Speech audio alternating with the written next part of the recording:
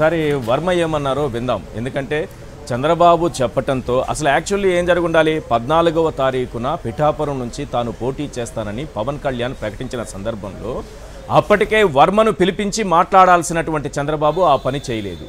వర్మ అనుచరులు పవన్ కళ్యాణ్ని ఎలా దూషించారో మనం చూసాం. అనరాని మాటలు, ఇంకెవరైతే సిగ్గుతో ఆ ఊరు వదిలి పారిపోతారు ఆ విధంగా దూషించారు.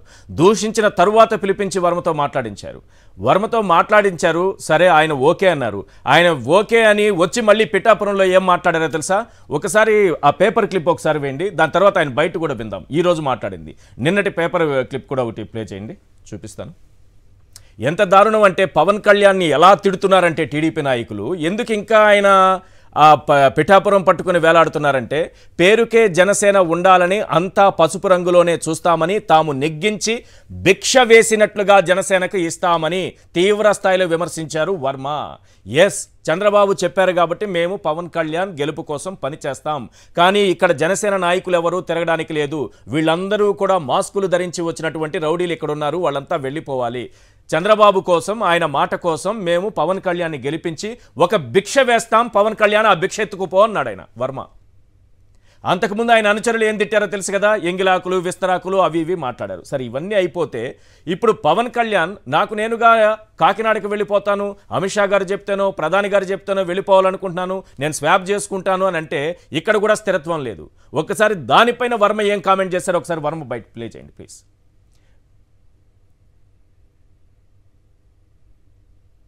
కళ్యాణ్ గారిని గెలిపించి తీరతాం, ఆయన కూడా ఇక్కడే ఉండాలని కోరుకుంటున్నాం.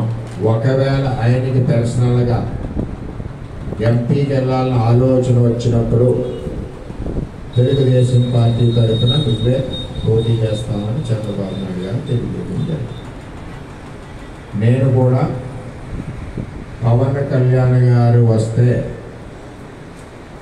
రక్తం దారబోసి మేము కార్యకర్తలు 24 గంటలు పనిచేసి గెలిపించి చంద్రబాబు నాయుడు గారికి గిఫ్ట్గా పంపుతాం. అంతేగాని వేరే ఇతర వ్యక్తులు ఎవరు వచ్చినా సరే పల్లకి మోయడం జరగదు. ఇందులో ఎన్ని అంశాలు ఉన్నాయంటే చింతారాజశేఖర్ గారు, ఒకటి పవన్ కళ్యాణ్ గెలిపించి చంద్రబాబుకి గిఫ్ట్ ఇస్తారు, అదే పవన్ కళ్యాణ్కి భిక్ష వేస్తారు. మీకు అర్థమైందా? పవన్ కళ్యాణ్ ఏమంటున్నారు వర్మ, నీకు భిక్ష వేస్తాం తీసుకెళ్ళిపో, చంద్రబాబుకు మాత్రం ఆయన అడిగారు కాబట్టి గిఫ్ట్ ఇస్తాను. రెండో అంశం రాష్ట్ర ప్రజలందరూ జాగ్రత్తగా గమనించాల్సిన అంశం ఏంటంటే వర్మను పిలిపించిన సందర్భంలోనే చంద్రబాబు చెప్పారు, ఆయన వెళ్ళిపోతే పిఠాపురం నుంచి పారిపోతే నువ్వే అభ్యర్థివని చెప్పారట. అంటే ఇవంతా ప్రీ ప్లాన్డ్గానే పవన్ కళ్యాణ్ ఎక్కడా పోటీ చేసే పరిస్థితి లేదు, ఆయనకి పిఠాపురంలో గెలుస్తామన్న నమ్మకం లేదు, ఆయన ఏ క్షణమైనా పారిపోతాడు, ఆ పారిపోయినప్పుడు నీకే టికెట్ కాబట్టి నువ్వు వెళ్ళి పని చేసుకో అని చెప్పారట. వర్మ గారు చెప్పిన మాటల్లో చాలా క్లియర్గా అర్థమవుతుంది. అసలు ఏం జరిగింది సార్? 14వ తారీఖున పిఠాపురం అభ్యర్థిని ప్రకటించారు, 19న నేను కాకినాడ వెళ్ళిపోతున్నాను అన్నారు. ఈ 5 రోజుల గ్యాప్లో ఏమైంది, ఎందుకు భయపడ్డారు? అంటే ఇక్కడ మీకు వీక్షకులందరికీ సహచార ప్యానలిస్ట్ అందరికీ వెరీ గుడ్ ఈవినింగ్ అండి. ఇక్కడ మనము గత వారం రోజులుగా ఉన్న మనం మొత్తం డెవలప్మెంట్స్ చూస్తే ఏం కనబడుతుందంటే పవన్ కళ్యాణ్ పిఠాపురంలో పోటీ చేయడం అనేది చంద్రబాబు నాయుడుకి ఇష్టం లేదు. ఇష్టం లేదు, ఎందుకంటే ఆయన చేత నో అనిపించాలి. ఎందుకంటే అసెంబ్లీలో లోకేష్ను పవన్ కళ్యాణ్ ఉంటే లోకేష్ ఒక అరగంట మాట్లాడినా, పవన్ కళ్యాణ్ 2 నిమిషాలు మాట్లాడినా సరే ఫోకస్ అంతా పవన్ కళ్యాణ్ మీద ఉంటుంది. సో రాను లోకేష్ అనేది మీద పవన్ కళ్యాణ్ అప్పర్ హ్యాండ్ తీసుకుంటాడు కాబట్టి ఇద్దరు ఒకే అసెంబ్లీ అంటే పార్లమెంట్లో ఒకళ్ళు ఉండాలి, అసెంబ్లీలో ఒకళ్ళు ఉండాలి. చంద్రబాబు నాయుడు కోరిక అది. లేకపోతే లోకేష్ని పవన్ కళ్యాణ్ డామినేట్ చేస్తాడు. సో అప్పుడు ఏం చేయాలి, ఇద్దరు వేరే వేరే సభల్లో ఉన్నారనుకోండి, సో ఆ కంపారిజన్ అనేది ఉండదు. కాబట్టి ఎలానే సరే ఆయన పంపించాలి. సో ఈ పవన్ కళ్యాణ్ ఒకవేళ పిఠాపురం ప్రకటిస్తే మీరందరూ ఏం చేయాలో, ఆయనని వెనకాలకి వెళ్ళడానికి ఏమేమి చేయాలో ముందే బహుశా ప్లాన్ చేస్తుంటారు. దీంట్లో ఆయన ట్రాక్ రికార్డ్ చెప్తుంది పవన్ కళ్యాణ్ చంద్రబాబు నాయుడు గారు. ఇక ఇవన్నీ చూసిన తర్వాత పవన్ కళ్యాణ్ గారు ఏమంటున్నారు, వంగా గీత గారు మా పార్టీలోకి రావాలంటున్నారు. వంగా గీత గారు జనసేన పార్టీ ఆఫీస్కి అంటే వైసీపీలో చేరక ముందర జనసేన పార్టీ ఆఫీస్కి వచ్చినప్పుడు మీరు ఏం ట్రీట్మెంట్ చేశారో ఒకసారి చాలామందికి తెలియదేమో.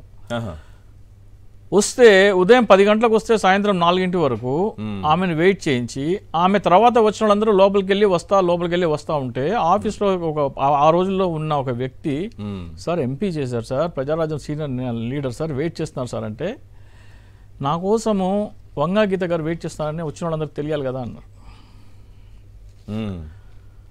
ఇది నిజమా కాదా అనేది వాళ్ళ క్లారిఫై చేయాలి. ఇక వంగా సార్ 2016 or 17లో జరిగింది. సిబిఐలో ఒక ఉన్నత స్థాయిలో పనిచేసి వచ్చినటువంటి జనసేనలో చేరడానికి వెళ్ళినటువంటి సందర్భంలో జేడీ గారి పర్మిషన్ లేకుండా ఇది చెప్తున్నందుకు వారు నన్ను క్షమించాలి. వెళితే రేపు రండి అని చెప్పి పార్టీ ఆఫీస్కి ఉదయం నుంచి సాయంత్రం వరకు పార్టీ ఆఫీస్కు పవన్ కళ్యాణ్ వెళ్ళలేదు. పార్టీ ఆఫీస్కి వెళ్ళలేదు. ఉదయం నుంచి వెయిట్ చేసి ఆయన తిరిగి వెళ్ళిపోయారు. అంటే తన పక్కన తనకంటే పెద్ద పర్సనాలిటీ ఏది ఆయన కంటికి కనిపించకూడదు. ఇది సినిమా వాళ్ళకు ఉన్నటువంటి కొంతమంది సినిమా వాళ్ళకి, అందరికి కూడా కాదు, వాళ్ళ బ్రెయిన్ కు ఉన్నటువంటి ఒక రకమైనటువంటి అది వ్యాధో ఇంకోటో దాన్ని అంటారు, కొంతమంది సినిమా వాళ్ళకు ఉంటుందని ఆయన ఆ విధంగా అవమానించారు. తర్వాత ఓ ప్రముఖ వ్యక్తి ఎవరు ఫోన్ చేస్తే పవన్ కళ్యాణ్ వింటారో రాజకీయాల్లో తెలుసు కదా, ఆ వ్యక్తి, ఎందుకంటే అది వారి పర్సనల్ కాబట్టి అవన్నీ చెప్పకూడదు కాబట్టి పేర్లు చెప్పట్లేదు. ఆ ప్రముఖ వ్యక్తి ఫోన్ చేసి చెప్తే రేపు రమ్మని చెప్పండి మళ్ళీ అని చెప్పి నెక్స్ట్ డే మళ్ళీ 2-3 గంటలు వెయిట్ చేయించి ఆలస్యంగా వెళ్ళారు.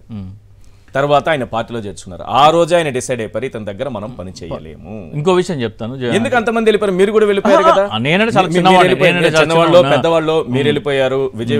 విజయ్ బాబు గారు వచ్చేసారు, పార్థసారథి గారు వచ్చేసారు, తర్వాత తమిళనాడు సిఎస్ గారు రామ్మోహన్ రావు ఆయన వచ్చేసారు. చాలా మంది నాయకులు అందరూ పారిపోయారు, ఎవ్వరు లేరు. ఈ రోజున అసెంబ్లీలో ఉన్న వాళ్ళు, ఈ రోజున అసెంబ్లీ ఎమ్మెల్యేలుగా ఉన్నవాళ్ళు దాదాపు 2 నుంచి 2.5 డజన్ల మంది వైసీపీలో చేరక ముందర జనసేనలో చేరడానికి ఆసక్తి చూపించారు. మీరు రిసీవ్ చేసుకున్న ఇది తీరు బాగాలేక వాళ్ళు చేరలేదు పార్టీలో. పార్టీ బలోపేతం కాలేదు, నన్ను ఒక్కడనే వదిలేశారని జనాల మీద ఏడిస్తే ఎట్లా, నాయకుల మీద ఏడిస్తే ఎట్లా? మీరు అంటున్న జేడీ లక్ష్మణ్ గారికి ఫోన్ నెంబర్ కూడా అందుబాటులో ఉంచలేదు పవన్ కళ్యాణ్ గారు. పవన్ కళ్యాణ్ గారు ఫోన్ నెంబర్ ఆయనకు అందుబాటులో ఉండేది కాదు. సో ఈ పరిస్థితులన్నీ చూసిన తర్వాత పార్టీ బలోపేతం చేసే నాయకులని స్వాగతించుకోవడంలో సరిగ్గా స్వాగతించలేదు, మేము వస్తామని ఆహ్వానించడం సరిగ్గా ఆహ్వానం లేదు, పార్టీ బలోపేతం అవ్వలేదు అంటారు. అంటే ఇక్కడ చూస్తే స్పష్టంగా కనపడుతుంది పార్టీ బలపడటం పవన్ కళ్యాణ్కి ఇష్టం లేదు. పార్టీ బలపడే నాయకుల్ని పార్టీలో ఉండనివ్వడు, వాళ్ళని స్వాగతించరు, పార్టీ బలోపేతం చేసే కార్యక్రమాలు చేయమంటే చేయరు.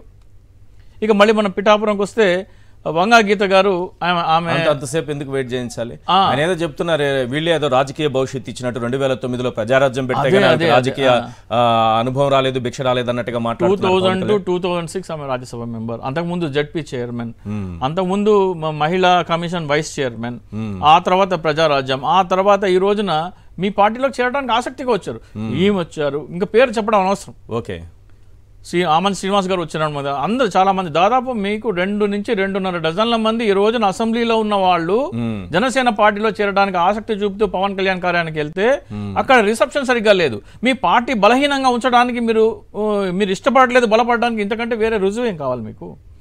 అలాగే వంగా గీత గారు ఆమె చదివిన చదువు చూడండి, 2-3 పోస్ట్ గ్రాడ్యుయేట్స్ ఉన్నాయి, మళ్ళీ లా చదివారు, ఎంఎల్ చేశారు. అంటే వకీల్ సాబ్, ఆమె రియల్ వకీల్ సాబ్. ఇక్కడ నకిలీ వకీల్ సాబ్ అంటే పిఠాపురంలో real Vakeel Saab versus real Vakeel Saab పోటీ ఉండబోతుంది పిఠాపురంలో.